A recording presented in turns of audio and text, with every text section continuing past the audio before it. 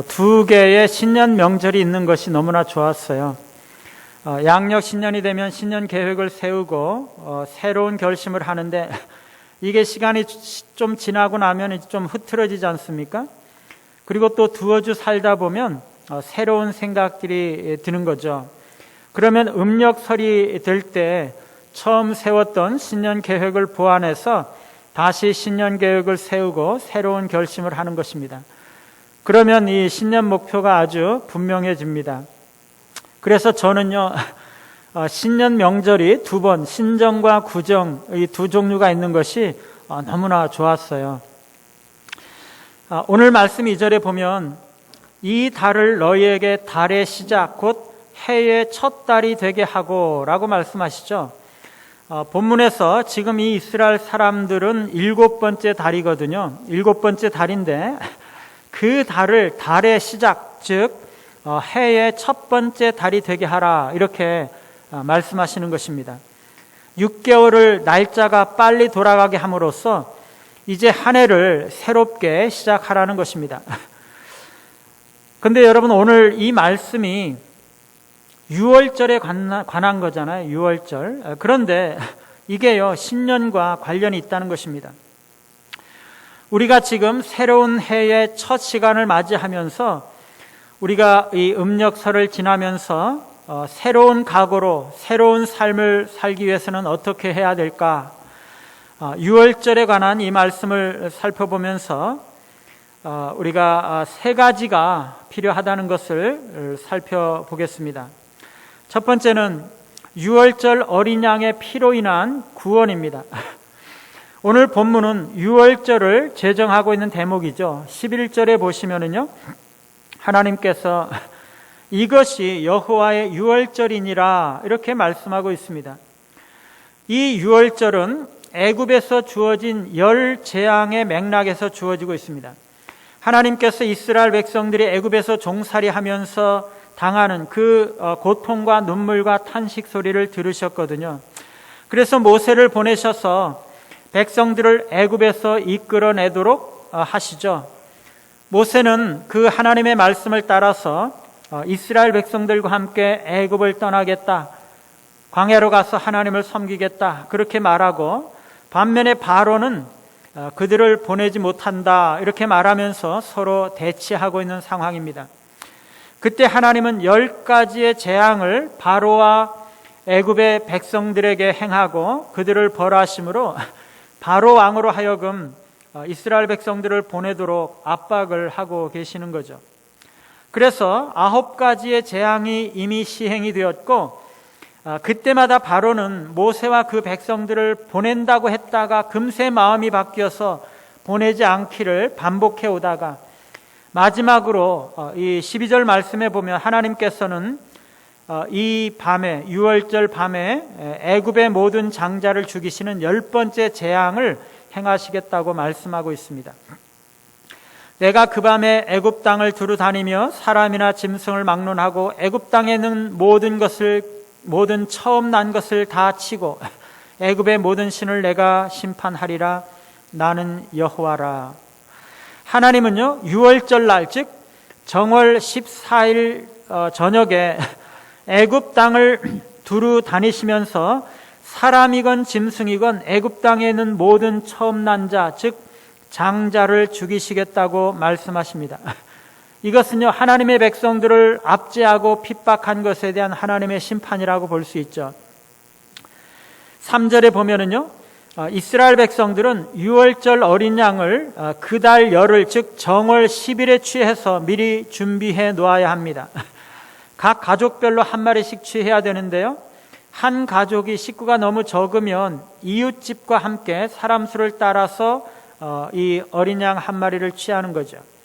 가족이 대개 한 10명 정도 된다고 생각하면 어린 양 한 마리로 가능할 것입니다. 그런데 식구가 적으면 이 두 식구당 한 마리 정도 이렇게 잡으면 되는 거죠. 그리고 6월절 어린 양은 양이나 염소 중에서 흠없고 1년 된 수컷으로 하도록 되어 있습니다. 이런 6월절 어린 양을 준비해서 4일 동안 기다리다가 그달 열 나흘 저녁에 그 양을 잡고 식구들이 그것을 먹는 거죠. 그런데 이 유월절을 지키는 데 있어서 가장 중요한 것은요, 피를 어떻게 사용하는가 하는 것입니다. 7절에 보면 그 피를 양을 먹을 집 좌우 문설주와 인방에 바르라고 말씀하고 있죠. 유월절 어린 양의 피를요, 그 양을 잡아먹는 그 집의 좌우 문설주, 즉 집 그 대문의 그 두 기둥과 인방, 즉 그 대문의 그 위에 있는 이 문설주 두 기둥과 그 위에 있는 그 이 틀, 거기다가 이 피를 바르라는 것입니다. 왜 거기다가 피를 바르는 거죠? 13절에 보시면은요, 내가 애굽 땅을 칠 때에 그 피가 너희가 사는 집에 있어서 너희를 위하여 표적이 될지라. 내가 피를 볼 때 너희를 넘어가리니 재앙이 너희에게 내려 멸하지 아니하리라. 그 밤에 여호와께서 애굽 땅에 두루 다니시면서 애굽의 모든 집들을 치실 것입니다. 사람이나 짐승이나 할 것 없이 애굽 땅에 있는 모든 것들에 처음 난 것들을 다 치실 거예요. 그때 그 피가 표적이 되는 거죠. 그 유월절 어린 양의 피가 문설주와 인방에 발라져 있는 집은 여호와께서 넘어가셔서 재앙이 그 집에 미치지 않게 하시겠다는 것입니다. 이 넘어간다라는 단어가 히브리어로 파사흐인데요, 유월절이라는 단어가 페사흐입니다. 예, 거기서 이 넘어간다라는 말에서 이 파생이 된 단어죠. 여호와께서 넘어가신다, 그래서 여호와의 유월절이라고 하는데요, 여기서 이 여호와께서 넘어가신다라는 말이 무슨 뜻일까? 이게 두 가지로 볼 수가 있어요. 하나는요, 이 넘어간다는 말의 주어가 여호와이기 때문에 여호와께서 애굽에 있는 모든 집들을 치시면서 이렇게 이 모든 집들을 돌아다니시면서 이렇게 치시는데, 피를 바른 집은 치지 않고 그냥 이렇게 넘어가서, 즉 지나쳐서 그 집에는 재앙이 임하지 않게 되고 구원이 임하게 된다라는 그런 뜻이라고 볼 수 있습니다. 또 하나는요, 여호와께서 피가 있는 집의 담을 넘어 들어가서 그들을 보호하신다, 그런 의미로 볼 수가 있어요. 13절에 보시면은요, 여호와께서 각 집을 치시는 분으로 나타나고 있어요. 그런데 23절에 보면 여호와와 멸하는 자, 즉 여호와의 사자가 구별이 되는 것으로 나타나고 있습니다. 여호와께서 애굽 사람들에게 재앙을 내리려고 지나가실 때 문인방과 좌우 문설주의 피를 보시면 여호와께서 그 문을 넘으시고 멸하는 자에게 너희 집에 들어가서 너희를 치지 못하게 하실 것임이니라. 여기서는요, 멸하는 자, 즉 여호와의 사자가 애굽의 모든 집을 칠 때 여호와께서 문인방과 좌우 설주에 발라져 있는 집을 그 피를 볼 때 그 집에 넘어 들어가서 그 집을 치지 못하도록 지켜 보호하시고 경호하신다라는 의미로 볼 수가 있는 거죠. 그래서 이 여호와께서 넘어가신다라는 것은 13절처럼 그 집을 아주 피하여서 넘어가서 재앙이 임하지 않게 한다, 그런 의미가 그렇게 볼 수가 있고, 또 하나는 그 집에 들어가서 그 집에 여호와께서 거하시고 지키심으로 이 죽음의 사자가 지나갈 때, 여호와의 사자가 지나갈 때 그 집을 보호하셔서 재앙이 임하지 않게 지키시고 경호하신다, 이렇게 두 가지로 해석을 할 수가 있는 것입니다. 어느 쪽으로 해도 결국 의미는 동일합니다. 이 유월절은 애굽 사람들의 집은 재앙을 당하는 반면에 이스라엘 자손의 집은 구원이 임한다는 것을 말씀해 주고 있습니다.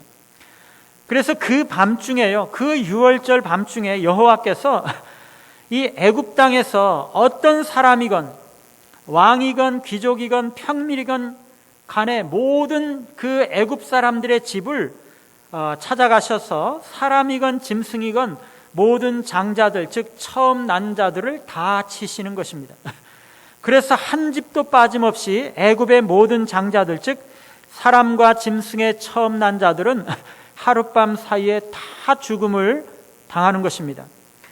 그런데 이스라엘 백성들은요, 유월절 어린 양의 피를 문설주와 인방에 발랐기 때문에 한 집도 죽은 자가 없었어요. 그렇게 되자 그 밤에 바로가 모세와 아론을 불러다가 이제 너희와 이스라엘 자손들은 일어나 내 백성 가운데서 떠나서 여호와를 섬기라, 이렇게 놓아 보내줄 수밖에 없었던 것입니다. 사랑하는 여러분, 여기서 이 유월절 어린 양은요, 하나님의 백성 이스라엘을 위해서 대신 죽은 것이죠. 이스라엘 백성들은요, 그 어린 양의 피로 인해서 하나님의 심판을 면하고 구원을 받게 된 것입니다. 마찬가지로 유월절 어린 양이신 예수 그리스도는요, 하나님의 백성들을 위해서 대신 죽으신 것이에요. 그리스도의 그 피가 우리를 하나님의 심판에서 면제하시고 구원을 얻게 하시는 거죠. 여러분, 오늘 이 유월절 어린 양은요, 십자가에 돌아가시는 예수 그리스도를 가리키고 있습니다. 무엇보다도 예수 그리스도께서 십자가에 못 박히신 것이 유월절 날이었죠. 예수 그리스도께서 마지막 만찬을 하시고요, 그리고 그 밤이 지나고 나서 새벽에 붙잡히시고 아침에 십자가에 못 박히신 것이 바로 그 유월절 날입니다. 유대인들은 하루가 저녁부터 시작해서 이 하루가 시작이 되기 때문에 마지막 유월절 만찬과 예수님께서 십자가에 죽으신 그것이 모두 유월절 날에 이루어진 것입니다. 이것은요, 예수 그리스도께서 유월절 어린 양이셨다라는 것을 보여주고 있는 거죠. 그리고 요한복음에 보면은요, 세례 요한이 예수님을 향해서 세상 죄를 지고 가는 하나님의 어린 양이다, 이렇게 선포를 하고 있습니다. 뿐만 아니라 예수님께서 이 요한복음에 그 십자가에 못 박히실 때 함께 십자가에 달린 두 강도는 뼈가 꺾였지만 병사가 이 예수님께 와서는 이미 숨을 거둔 것을 확인하고 뼈를 꺾는 대신에 창으로 그 허리를 옆구리를 찔러서 물과 피가 나오는 것을 보고 확인을 하게 되죠. 요한은 그때 이 일이 일어난 것은 그 뼈가 하나도 꺾이지 아니하리라 한 성경을 응하게 하려 함이라, 이렇게 말씀하고 있어요.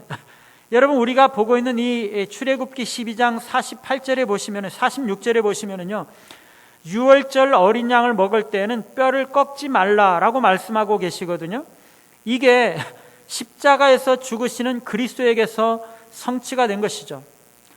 결국에 이 유월절 어린 양은 세상 죄를 지고 가는 하나님의 어린 양, 십자가에서 돌아가신 예수 그리스도를 상징하고 있다는 것입니다. 그때 그 애굽은 죄의 노예를 상징하는 거죠. 말하자면 모든 애굽 사람들과 히브리 사람들은 모두가 죄인들이었고 심판받아야 하는 존재였고 마땅히 죽어야 하는 존재였습니다. 하나님의 심판이 행해질 때 죄인들은 반드시 심판을 받아야 하는 거죠. 그것을 피할 수 있는 방법이 없습니다. 그런데 한 번 심판받은 사람은요, 심판이 면해지는 거죠. 유월절 어린 양이 죽임을 당하였기 때문에 그 피로 인하여 이스라엘 백성들의 집에는 죽음의 심판이 임하지 않는 거죠. 유월절 어린 양 대신 예수 그리스도께서 우리를 위해서 심판을 받으셨기 때문에 우리가 심판을 받지 않는 거죠. 그리스도께서 우리를 대신해서 죽으셨기 때문에 우리가 죽음에 이르지 않는 것입니다. 여러분, 전쟁이 일어났을 때요, 이 포탄이 떨어진 지점은요, 다시는 동일한 포탄이 떨어지지 않는 법이에요. 그래서 한참 전투 중에 바로 옆에 포탄이 떨어지면은요, 얼른 그 포탄이 떨어진 웅덩이로 피하면 포탄으로 인한 추가 공격을 피할 수가 있는 거죠. 천둥 번개가 치는 엄청난 폭우가 쏟아지는 날, 한 번 벼락이 내린 곳에는요, 다시 동일한 벼락이 내리는 법은 없다고 그래요. 우리가 바로 그런 것이죠. 우리를 위해서 예수 그리스도께서 심판을 받으셨기 때문에 우리는 다시는 동일한 심판을 받지 않게 되는 것입니다. 그리스도로 인해서 하나님께서 나에 대한 심판을 이미 거두셨기 때문에 더 이상 나에게는 저주의 심판이 있을 수가 없는 거죠. 여러분, 범죄하는 영혼은요, 반드시 심판을 받아야 합니다. 율법은 우리에게 죽음을 요구하고 있어요. 그러나 그리스도께서 우리를 대신하여 죽음을 당하시고 대신 피를 흘려주심으로 우리는 죽음의 심판을 면하는 것입니다. 하나님은요, 그리스도의 피를 보시면 우리를 넘어가시는 것이에요. 그리스도께서 우리를 대신하여 죽음을 당하시고 피를 흘려주심으로 우리가 새 생명을 얻은 것은 참으로 하나님의 은혜입니다. 우리가 이것을 기억할 때 우리는 새로운 삶을 살아갈 준비가 되는 것입니다. 여러분, 우리가 그리스도의 피로 구원받았으므로 우리는 새로운 피조물이 된 것이죠. 누구든지 그리스도 안에 있으면 새로운 피조물입니다. 누구든지 예수 그리스도를 믿으면 하나님의 자녀가 되는 것입니다. 여러분, 우리가 새로운 삶을 살기 위한 기본 전제는요, 우리가 새로운 피조물이 되었다는 것을 아는 것이에요. 여러분, 우리가 새로운 피조물이 되려고 노력할 때 새로운 피조물이 되는 것인가요? 아니면 우리가 새로운 피조물임을 알 때 우리가 새로운 삶을 살 수 있는 것입니까? 우리의 행위가 존재를 만드는 것인가요? 우리의 존재가 행위를 만드는 것인가요? 예. 좀 어려운 표현인데요. 우리의 존재가 먼저입니까? 행위가 먼저입니까? 우리 존재가 먼저예요. 우리가 어떤 행동을 하고 새로운 행동을 하고 좋은 삶을 살도록 노력함으로써 새로운 존재가 되는 것이 아니에요. 우리는 이미 새로운 존재이기 때문에 새로운 존재임을 인식할 때 새로운 행동을 할 수가 있는 것이에요. 우리는 이미 새로운 피조물이 된 것입니다. 여러분, 우리는요, 애굽에 살고 있는 노예가 아니에요. 우리는 죄인들을 향한 하나님의 심판을 벗어난 하나님의 백성들이에요. 여러분들은요, 애굽에서부터 이미 떠난 자유민들이요, 하나님의 백성들이에요. 노예가 아닙니다. 그래서 노예처럼 살지 않아도 되는 것이에요. 세상이 우리를 속이고 노예처럼 살기를 강요하고 유혹한다 할지라도 우리는 노예처럼 살 필요가 없는 것입니다. 우리는 죄의 노예가 아니고 세상의 노예가 아니죠. 자유민이고 새로운 피조물입니다. 하나님의 백성들이고 천국에 속한 하늘나라 백성들이에요. 우리는 이미 새로운 피조물이 되었다는 이 사실을 분명하게 인식할 때 우리는 새로운 삶을 살 수 있는 것입니다. 여러분들이 새로운 삶을 살 수 있도록 하나님께서는 이미 모든 것을 다 이루어 놓으셨어요. 우리는 단지 그것을 믿음으로 받아들이고 그 말씀에 따라 진리에 순종하며 살아갈 때 우리는 새로운 삶을 살 수 있는 것입니다. 유월절 어린 양의 보혈로 말미암아 우리는 이미 새로운 신분과 특권을 받은 것이에요. 우리가 그것을 기억할 때 우리는 새로운 삶을 살 수 있는 것입니다. 두 번째, 유월절이 공급하는 힘입니다. 이스라엘 백성들은요, 유월절 어린 양으로 양식을 삼았습니다. 그래서 온 가족이 배부름을 얻었고 힘을 얻었어요. 그것이 새로운 삶을 사는 능력을 공급한다는 것입니다. 여러분, 우리가 맨 처음에 예수 그리스도를 믿고 구원받은 이후에 그리스도의 말씀이 얼마나 위로와 힘을 주었고 감동과 감격을 주었는지 모릅니다. 여러분, 이 식탁에서 결코 떠나지 마시고 날마다 그리스도로부터 양식을 공급받으시기 바랍니다. 그것이 우리에게 새 삶을 살게 하는 능력이 되는 것입니다.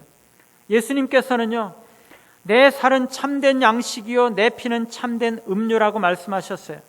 인자의 살을 먹지 아니하고 인자의 피를 마시지 아니하면 너희 속에 생명이 없느니라 말씀하셨어요. 여러분, 이 사상이 너무나 끔찍하고 표현이 너무나 소름 끼치지 않습니까? 내 살은 참된 양식이요 내 피는 참된 음료로다. 인자의 살을 먹지 아니하고 인자의 피를 마시지 아니하면 너희 속에 생명이 없느니라. 이게 무슨 뜻입니까? 초대 교회 때는요, 이 불신자들이 이 말씀을 오해해서 그리스도인들은 인육을 먹는 식인종들이라고 생각하고 혐오하기도 했습니다. 그게 아니죠. 이 말씀은요, 비유적인 의미입니다. 그리스도의 말씀이 우리의 영혼의 살과 피가 되어야 한다는 거죠. 우리가 날마다 그리스도의 말씀을 먹고 마셔서 그리스도의 생명이 우리에게 전해지고 우리가 그 생명력으로 살아야 한다는 것입니다. 그리스도의 말씀이 우리의 영혼에 흡수되어서 우리의 몸이 되어서 그것이 우리의 삶으로 나타나야 한다는 거죠. 과거에 이스라엘 백성들이 유월절 어린 양을 잡아서 그 고기를 먹고 삶을 위한 생명력을 얻었던 것처럼 우리 그리스도인들은 그리스도의 말씀을 먹고 그리스도와 교제함으로써 그리스도의 생명력을 얻어야 한다는 것을 말씀하고 있는 것입니다. 그렇게 될 때 우리가 새 삶을 살아갈 수가 있는 것입니다. 그런데 오늘 말씀에는요, 유월절 양을 잡아서 먹는 방법에 관해서 몇 가지가 제시가 되고 있습니다. 먼저 유월절 어린 양은 불에 구워서 먹어야 한다는 것입니다. 반드시 불에 구워서 먹어야 합니다. 왜 그럴까요? 여기서 불에 구워서 먹는다는 것은요, 고난을 의미하는 것이에요. 고난의 그리스도가 우리를 속죄한다는 것입니다. 불에 구운 어린 양은요, 우리를 대신하여 고난받으시고 죽으신 그리스도를 상징하는 것입니다. 죄인된 우리에게 정말 필요한 것은 우리를 위해서 고난받으시고 죄인들을 위해서 보혈을 흘려주신 고난받으신 그리스도, 하나님의 진노의 심판을 위해서 우리를 위해서 받으시고 하나님의 진노의 불에 담가지신 그 고난의 그리스도가 우리에게 필요하다는 것입니다. 우리의 굶주린 영혼을 채워주시는 것은요, 바로 그 불에 그을린 어린 양, 고난받는 그리스도라는 것입니다. 여러분, 유월절 양은요, 날 것으로 먹으면 안 돼요. 왜 그렇죠? 그것은요, 고난을 제거하려는 시도이기 때문이에요. 많은 사람들은요, 그리스도에게서 고난을 제거해요. 그래서 그리스도를 선생으로, 훌륭한 윤리적인 도덕 교사로만 인정을 한다는 것입니다. 단지 그가 훌륭한 가르침을 가르쳤고 훌륭한 삶을 사셨기 때문에 그를 존경하고 그를 믿는다면 그것은 참된 기독교가 아니에요. 여러분, 그렇게 되면요, 기독교의 근간이 무너지는 것입니다. 그리스도가 모범적인 선생이기 때문에 우리가 그를 믿는다면 그 기독교는 공자나 맹자나 소크라테스가 가르쳤던 윤리보다도 나을 게 하나도 없게 되는 것입니다. 훌륭한 삶을 사는 것보다 훨씬 더 중요한 것은요, 그리스도께서 우리의 죄를 위해서 고난을 당하시고 죽으셨다는 것이에요. 바로 그것 때문에 그리스도의 복음이 우리에게 구원의 소식이 되는 것이에요. 그리스도의 고난과 죽음이 우리에게 속죄와 구원을 가져오는 것입니다. 유월절 어린 양을 날로 먹는 것은요, 그리스도의 고난과 죽음으로 인한 속죄를 제거하려는 것입니다. 그렇게 해서는 안 되는 거죠. 그리고 유월절 어린 양은요, 물에 삶아 먹어서도 안 됩니다. 많은 사람들은요, 유월절 어린 양이신 그리스도를 물에 삶아 먹으려고 하는 것입니다. 이게 무슨 말인가요? 그리스도와 그의 복음을 자신의 생각과 세상적인 가치관의 물속에 흠뻑 적셔서 가르치는 거죠. 그렇게 되면은요, 그리스도의 영광스러운 말씀에 참된 그 정수가, 그리고 복음에 귀중한 자양분들이 그 사람들의 무익한 해설로 인해서 희석되고 사라져버리고 마는 것입니다. 그것은 그리스도를 변질시키고 그리스도의 복음을 물타기 하는 것입니다. 세상의 물결로 복음의 정신을 삶아버리고 복음의 가치를 희석시키고 참된 복음을 죽이는 것입니다. 여러분, 고기를 삶아버리면요, 고기가 물에 잠길 뿐만 아니라 고기에 맛있는 양분들이 다 빠져나올 뿐만 아니라 수분이 고기 속에 침투해 들어가는 것이죠. 유월절 어린 양은요, 그래서 삶아 먹으면 안 되는 것입니다. 사랑하는 여러분, 우리는요, 순수한 복음 그대로를 믿어야 되는 것이에요. 세상의 가치관과 세속적인 생각들로 뒤섞어서는 안 되는 것입니다. 복음을 물로 삶는 자들은 인간의 오류로 뒤범벅된 자신의 생각을 섞은 복음을 제시하고 우리의 식탁 위에 그 그릇들에 하나님의 말씀과 인간의 생각이 뒤범벅된 것으로 담아서 먹기를 유혹한다는 것입니다. 또한 유월절 어린 양은요, 무교병, 즉 누룩 없는 떡과 쓴 나물과 아울러 먹어야 합니다. 여기서 누룩은 부패와 오염시키는 부정을 상징하고 쓴 나물은 세상적인 즐거움들을 배제한 순수함을 상징할 수 있습니다. 이것은요, 참된 유월절 어린 양을 통한 구원이 거룩한 삶을 살게 한다는 것을 함축합니다. 고린도전서 5장 7절에 보면 너희는 누룩 없는 자인데 새 덩어리가 되기 위하여 묵은 누룩을 내버리라. 유월절 어린 양 곧 그리스도께서 희생되셨느니라. 여기서 신자들에게 묵은 누룩을 내어버리라고 말씀하고 있어요. 만일 우리가 계속 정결하지 않으면 우리는 그리스도 안에 머무를 수가 없기 때문입니다. 그래서 여기서 묵은 누룩이라는 것은 우리가 그리스도 안에서 거듭나기 이전에 타락한 본성을 말합니다. 옛사람과 같은 것이죠. 우리가 성령의 은혜로 거듭났을 때 우리 옛사람은 죽었습니다. 우리가 계속적으로 그리스도 안에 머물러 살기 위해서는 우리 안에 있었던 옛사람 묵은 누룩을 내어 버려야 하는 것입니다. 우리가 새 피조물이 되었다는 것을 기억한다면 우리는 계속적으로 새 피조물로서 그리스도 안에 머물러 있어야 하는 것입니다. 우리가 날마다 그리스도의 살과 피를 먹고 마실 때 그게 가능한 것입니다.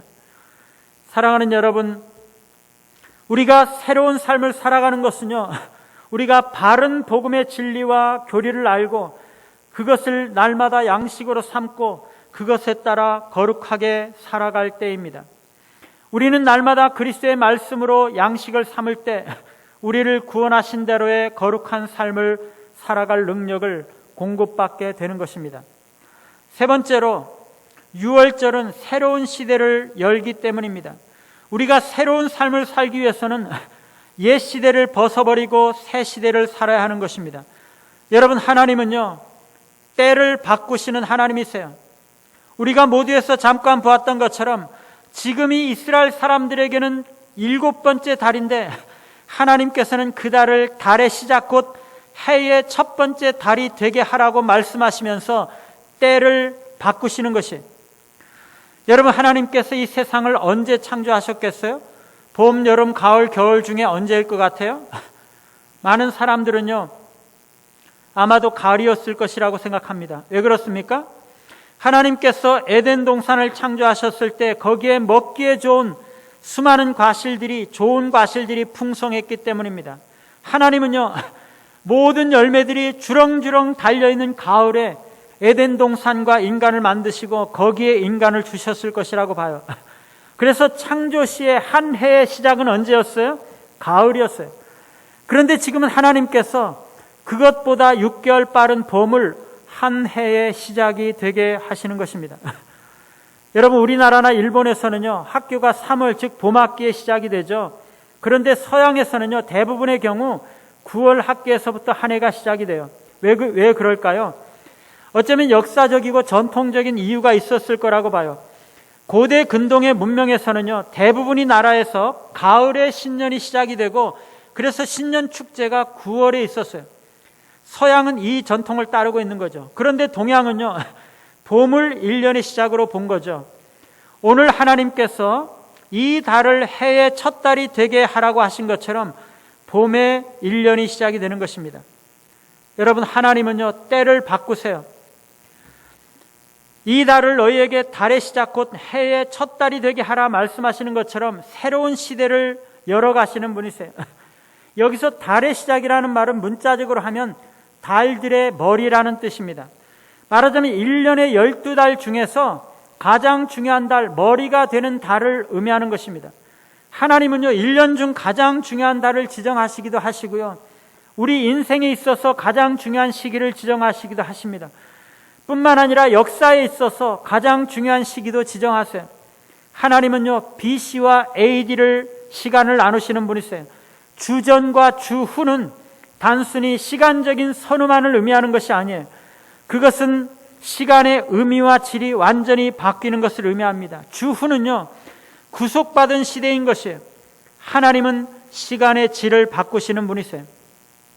여러분, 유월절은요, 우리 인생의 의미를 바꿔놓는 사건입니다. 이스라엘 백성들은요, 유월절을 경험함으로써 그 이전의 애굽에서의 경험들을 한낱 죽음으로 간주하고 모든 고통과 괴로움이 끝난 그 달을 그들의 새로운 달로 삼았던 것입니다. 유월절은요, 그들에게 진정으로 새로운 시대였고 새로운 의미였어요. 여러분, 우리도 마찬가지죠. 우리에게 유월절, 즉 예수 그리스도를 믿고 새 사람이 된 사건은요, 우리 일생일대의 가장 중요한 순간이고 전환점입니다. 우리는 그 이전의 모든 일들을 부끄러운 일들인 줄 알고 내어버려야 하는 것입니다. 우리에게 있는 과거의 묵은 누룩을 벗어버려야 합니다. 그리고 우리는 이제 새로운 시대를 맞이하게 된 것입니다. 우리가 그것을 기억할 때 우리는 새로운 삶을 살아갈 수 있는 것입니다. 2021년도 설날을 맞이해서 이 달이 여러분들에게 새로운 달이 되게 하시기를 바랍니다. 유월절과 출애굽은 이스라엘에게 새 시대의 시작을 열어준 것처럼 이 새해가 여러분에게 그리고 이 교회 새 시대의 시작이 되시기를 바라고, 그래서 새로운 인생을 살아가시는 우리 모두가 되시기를 간절히 바랍니다.